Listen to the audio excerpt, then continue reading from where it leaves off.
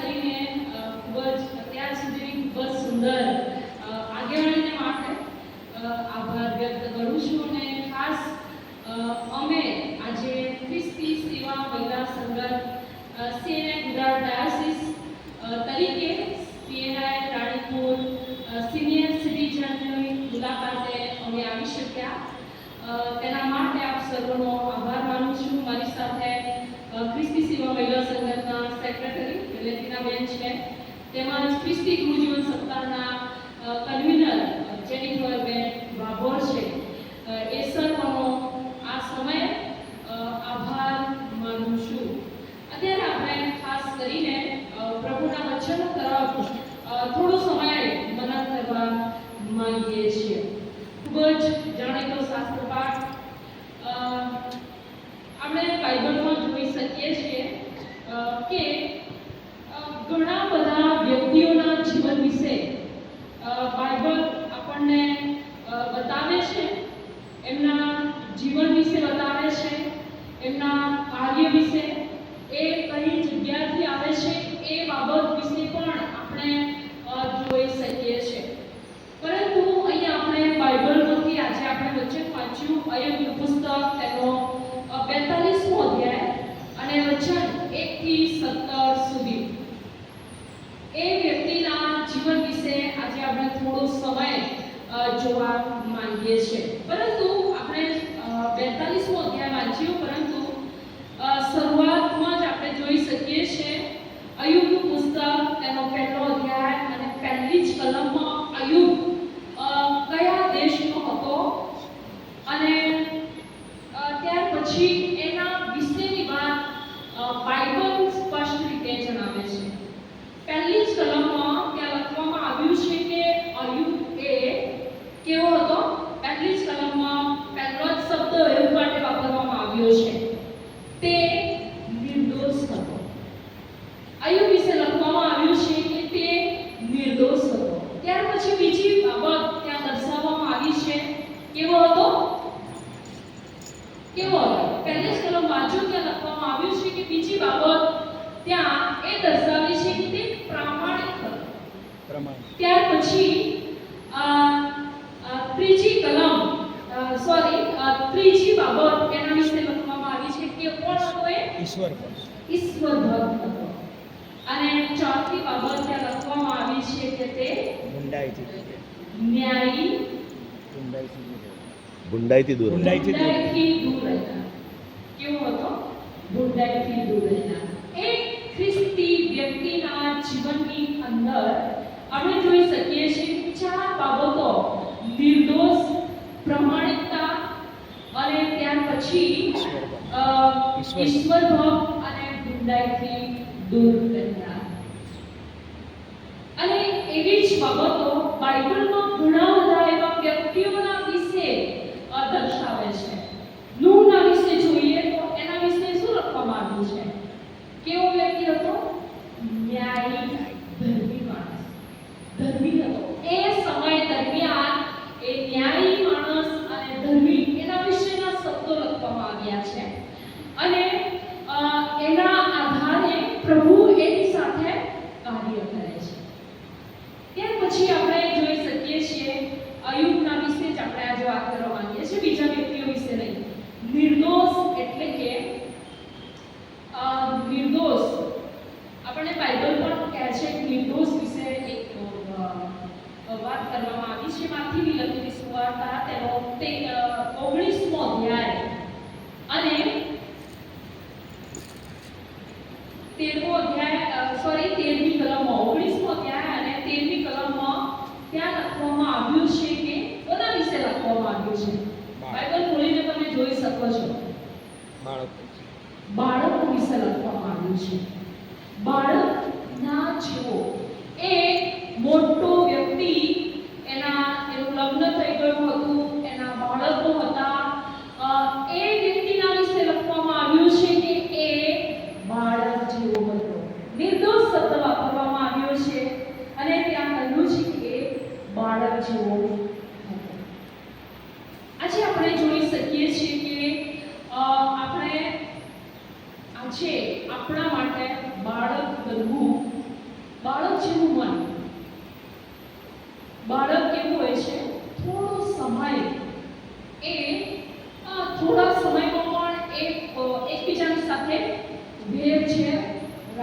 નથી, માફી આપનાર છે, પ્રેમ કરનાર છે, જતું કરનાર છે. એના મિત્રોને ઝઘડો તો કરશે પરંતુ ફરીથી શું કરશે, એને ભેટી પણ પડશે. અને ઘણી બધી વાર શું કહે છે, એ મારી સાથે રમતું નથી, એ મને બોલતું નથી, એ પ્રમાણે નહીં. એટલે કે એની અંદર આપણે નિર્દોષતા જોઈ શકીએ છીએ. એટલે કે પ્રભુને અહીંયા માંથી 19 અને 13મી અને 14મી કલમમાં ત્યાં લખવામાં આવ્યું છે. ત્યાં 14મી કલમમાં લખે છે, પણ ઈસુએ કહ્યું કે બાળકોને મારી પાસે આવવા દો ને તેઓને વહાવવામાં, કેમ કે આકાશનું રાજ્ય એવાઓ જ છે. આકાશનું રાજ્ય એવાઓ જ છે. પ્રભુ એને પસંદ કરે છે, એવા જીવનને પ્રભુ પસંદ કરે છે. ત્યાર પછી બીજી બાબત આપણે અયુબના જીવનમાં જોઈ શકીએ છીએ. તે ખૂબ જ પ્રામાણિકપણે વર્તનાર વ્યક્તિ હતો. એના જીવનમાં સત્ય સિવાય દુષ્ટતા કદી પણ પ્રવેશ કરી નથી. એ દર્શાવે છે કે એ બધી જ બાબતોમાં એ પ્રામાણિકપણે વર્તનાર વ્યક્તિ હતો. પ્રામાણિકપણે એટલે કે એનું કુટુંબની વાત આવે, એના સમાજની વાત આવે, કે એ ગમે ત્યાં આગેવાની આપતો હોય એ જગ્યાની વાત આવે, પરંતુ પ્રામાણિકતા સિવાય એની અંદર બીજી બાબત આપણે જોઈ શકતા નથી. ત્યાર પછી ત્રીજી બાબત આપણે એની અંદર જોઈ શકીએ છીએ કે તે ઈશ્વર ભક્ત હતો. નિર્દોષ હતો, પ્રામાણિક હતો અને ઈશ્વર ભક્ત પણ હતો. ઈશ્વરની આરાધના કરનાર, ઈશ્વરની પાસે બેસનાર, ઈશ્વરને પોતાની નજરોથી જોનાર, ઈશ્વરના અવાજને સાંભળનાર અને ઈશ્વરે એના જીવનમાં જે કાર્યો કર્યા છે એ કાર્યનો પણ એને અનુભવ કરનાર વ્યક્તિ તરીકે આપણે જોઈ શકીએ છીએ કે બાઇબલ ગીતશાસ્ત્ર તેનો 34મો અધ્યાય અને 8મી કલમમાં લખ્યું છે, અનુભવ કરો ને જુઓ કે યહોવા ઉત્તમ છે. એટલે કે એ બાબતનો અનુભવ પ્રભુએ કર્યો હતો. માટે પ્રભુનું વચન એના વિશેની સાક્ષી આપે છે અને કહે છે કે ઈશ્વર ભક્ત હતો. હવે ઈશ્વર ભક્ત, આ ત્રણ બાબતો એના જીવનમાં આવી ગઈ. તો ચોથી બાબત ઓટોમેટિક આપણે જોઈ શકીએ છીએ, બુરાઈથી દૂર જ રહેશે. કારણ કે એ વચનો પ્રમાણે ચાલનાર વ્યક્તિ હતો, એ પ્રભુના અવાજને સાંભળનાર વ્યક્તિ હતો, એ ખોટું એને કદી પણ બરદાસ્ત કર્યું ન હતું. એથી એ બુરાઈથી દૂર રહેનાર વ્યક્તિ તરીકે આપણે જીવન જોઈએ છીએ. પરંતુ આટલે સુધી એ સીમિત રહેતું નથી. ત્યાર પછી અયુબનું પુસ્તક તેનો 1લો અધ્યાય અને 6ઠી કલમ. નિર્દોષ હતો, પ્રામાણિક હતો, ઈશ્વર ભક્ત હતો, બુરાઈથી દૂર રહેનાર હતો, તેમ છતાં એના જીવનમાં અમુક બાબતો બને છે. અને ત્યાં લખ્યું છે કે ઈશ્વરના, હું વાંચીને નહીં કહીશ પરંતુ આપની સમક્ષ સ્ટોરી માફક રજૂઆત કરીશ. ત્યાં ઈશ્વરના દૂતોની સાથે એક બીજું પણ વ્યક્તિની કહી શકાય, પરંતુ બીજા એક બાબતની વાત લખવામાં આવી છે અને એ કોણ આવ્યું હતું? શૈતાન હાજર હતો. દેવના દૂતોની સાથે શૈતાન પણ આવ્યો અને પ્રભુની પાસે એ શું માંગે છે? શું માંગ્યું?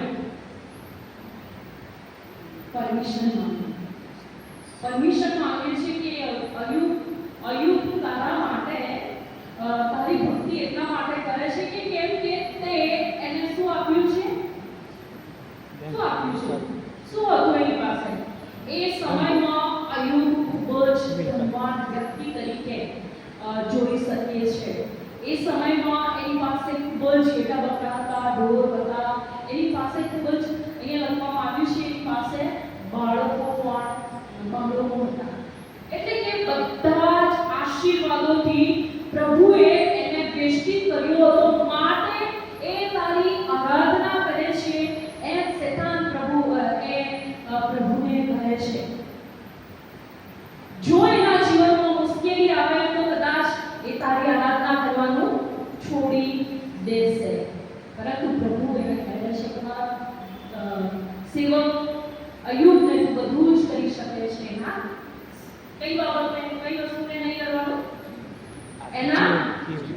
એના જીવને તારે હાનિ પહોંચાડવાની નહીં.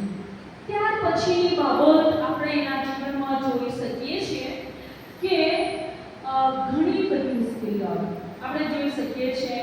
ઘણા બધા વ્યક્તિઓનું એ લિસ્ટમાં આખા પુસ્તકમાં આપણે જોઈ શકીએ છીએ. અયુબ છે, એના બાળકો છે, એની સ્ત્રી છે, એના ચાકરો બી હશે, અને ત્યાર પછી એના મિત્રોની પણ વાત કરવામાં આવી છે. હવે શેતાનથી એનું પરીક્ષણ, શેતાન દ્વારા એના શરીરમાં મુશ્કેલી મૂકવામાં આવે છે અને એને ખૂબ જ યાતનાઓ આપવામાં આવી. એને ખૂબ જ યાતનાઓ આપવામાં આવી. પરંતુ એ કેવો વ્યક્તિ હતો?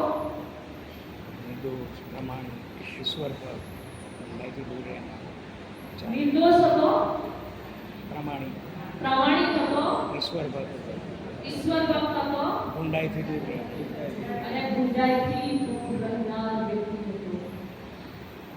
આટલી બધી મુશ્કેલીઓ એના જીવનમાં આવી છતાં એ વ્યક્તિના જીવનમાંથી નિર્દોષતા હતી, એ નિર્દોષતાને જ વળગી રહે છે. ત્યાર પછી એની અંદર જે પ્રામાણિકતા હતી, એ પ્રામાણિકતાને જ વળગી રહે છે. એની અંદર જે ઈશ્વર ભક્તિ હતી, એ ઈશ્વર ભક્તિને જ તે વળગી રહે છે અને ગુંડાઈથી પોતાની જાતને દૂર રાખે. હવે આપણે 42મા અધ્યાયમાં પ્રવેશ કરીશું. આ બધી જ બાબતોથી તે પોતાના એ બધી જ બાબતો એના જીવનમાં હતી અને એના જીવનમાં ઘણી બધી મુશ્કેલીઓ આવી, સંકટો આવ્યા. એના શરીર એટલે કે એકદમ મરણ પથારી વશ થઈ ગયો. તેમ છતાં એ આ ચાર બાબતોને વળગી રહે છે. આ ચાર બાબતોને વળગી રહ્યો છતાં 42મા અધ્યાયમાં ત્યાં લખવામાં આવ્યું છે કે તે શું કરતો હતો? આપણે એક વચન વાંચીશું. 42મો અધ્યાય અને 6ઠી કલમ કોઈ વાંચશો? અયુબ 42 અને 6ઠી કલમ. તેથી હું મારી જાતથી કંટાળું છું અને ધૂળ તથા રાખમાં બેસીને પશ્ચાતાપ કરું છું. તે કહે છે કે હું ધૂળ અને આટલી બધી બાબતો એના જીવનમાં હતી, તેમ છતાં તે રાખમાં બેસીને પસ્તાવો કરે છે. કદાચ મારાથી કંઈ ભૂલ નથી, મેં પ્રભુને નકાર્યો તો નથી, કદાચ મેં પ્રભુની વિરુદ્ધ વિદ્રોહ તો કર્યો નથી. એ બાબતોને લઈને એ શું કરે છે? પસ્તાવો કરે છે. પસ્તાવો કરે છે. ઘણી બધી વાર આપણા વ્યક્તિગત જીવનોની અંદર એવી જ બધી બાબતો બને છે. ખાસ કરીને આ સમયની અંદર ઘણી બધી વાર આપણા બાળકો બીજી જગ્યા પર સેટ થયા હોય તો આપણને એવું લાગે કે હું એકદમ એકલો અટૂલો પડી ગયો, મારું હવે કોઈ જ નથી, મારો કોઈ આધાર નથી, હું કોની સાથે વાત કરું, હું કોની સાથે બેસું. એવી બધી બાબતો આપણને કોરી થાય છે.